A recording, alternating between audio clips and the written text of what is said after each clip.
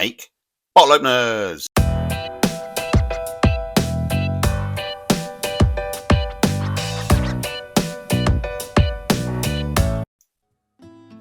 So I'm going for a two-tone effect here. I've got this old plank from my father-in-law's garage. I'm not sure if it's teak or mahogany, but it's definitely a dark brown wood. It's got holes, it's got slots in it, it's got cobwebs all over it.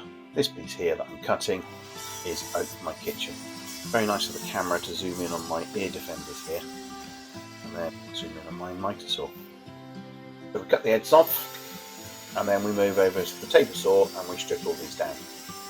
And then I quickly realised you shouldn't stand directly behind that plank, just in case of kickback. So that I carefully move myself around to the side, do it properly. Safety first. The planks just behind me on the floor I made into a pallet fence. Hopefully I'll edit the video on that so you can see that as well. That's better. Standing to the side, stripping all these planks down, and in the foreground there on the side of the table saw you can see the effect that I'm going to kind of go for. So I've stripped them all down and then laid them out ready to glue up, which is the bit that I get most scared of. I always make a gooky mess here. I think I was taught by Henry Cooper with the Boot 33 adverts when he said splash it all over. But here we are, we tidy it up afterwards by squeezing it through on the table saw. That gets rid of all the glue. Lovely. Next up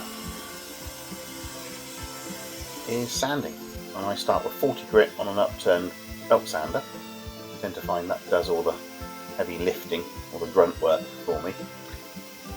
And then an orbital sander with 80 grit. That's me doing two planks at once to save time. And in the foreground here you can see the shot glass trays I made at exactly the same time. There's a video for that already done. Dogs in the background staring at the biscuit tin.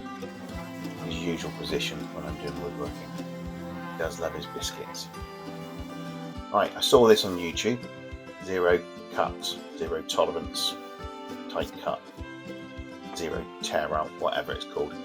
This is me cutting it. It does help, of course, if you actually cut all the way through the wood when you're using a mitre saw or a chop saw. I'm actually sort of a beginner. I'm a below average beginner woodworker. Saw this on YouTube as well, but actually what I've now since done is glue that to a piece of plywood and then clamp the plywood to the table. Otherwise you get this sort of, well, this is good, you're moving it. It does buckle up every now and again like there. So we're going to put something weighty on there. Underneath the shot glass trays in the corner you can see I'm using 400 grit. And underneath my left hand there you can see a block sander where I've gone up through the numbers. 40 on the belt sander, 80 on the orbital, then 120, 240, 360. No, I didn't go to 360, I went straight to 400. Anyway, we're on to the bandsaw. Don't like the bandsaw, used it on this job. I've packed it away since then, don't like it. Drill press, really good, gonna get a new one Black Friday. This is an old Clark one from 1812 or something. Works the job. Blowtorch onto a branding iron. This is what you do if you're a beginner. You put a branding iron on everything, or you burn everything with the blowtorch itself. Didn't burn this lot because the wood's too good, but this is me putting my brand on. In the background you can see the chopping board that I made at the same time as the shot glass trays and the bottle openers and the wine stoppers. Those two little blocks just in front are going to be wine stoppers. You'll see those in the beauty shots at the very end. Made this little jig. I do like to wobble it around a little bit. Like the branding iron, that is. Careful. Not entirely sure how good that one was, but I did loads of these. Then I got spline happy. I thought splines were the best thing since sliced bread. Look at the pile down there on the workbench. Wow. Knock that one in yet. Good lad, well done.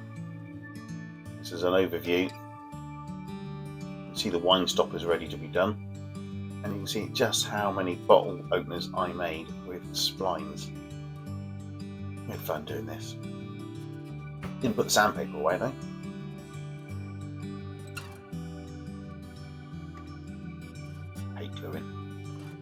I get really nervous with glue. Never know how quickly it's going to go off. I tend to rush.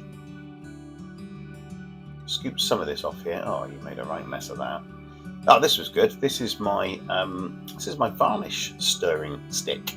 It's a bit of scrap wood, obviously. And I found this was a good way of putting in the bottle openers.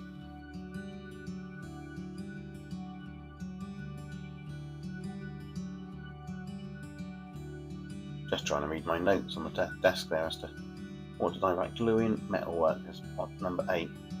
That's how much of a beginner I am. I have to write notes as to what I'm going to do. Anyway, that looks alright, other than the obvious, it needs cutting. So, got this Japanese pull saw. Seen this on YouTube. What a waste of money this is. It's a horrible piece of kit to use.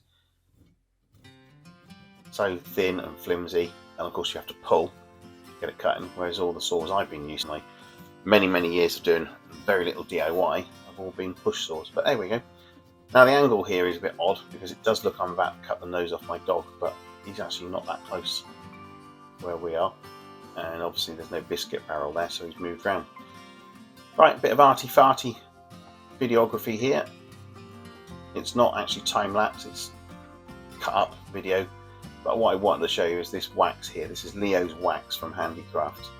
It's like a wood butter, I guess. But look at the colours pop. This one in my hand is the same as the one on the desk there with the lovely spines, and actually it's the one I've kept. All the rest I gave away to family on our annual holiday, but this one I kept for myself because I thought it was absolutely lovely. Still working to a treat. I'm going to make some more because, as you saw, the amount of wood, well, as you'll see in a minute actually, the amount of woodwork we've got is immense. This is me putting on some finishing oil on one item, and I did find that finishing oil followed by wood butter gave it a really good finish. Look at that. Look at the colours pop, as they say on YouTube videos. That is lovely. Here we go. This is all the wood that I cut up. This is the QC checking it. This is all the hardware to go in. That's too close up because there's too much dust. That's showing you the splines and the wood colours, and that's showing you the wood butter that I used. Lovely. Hope you've enjoyed. See you again.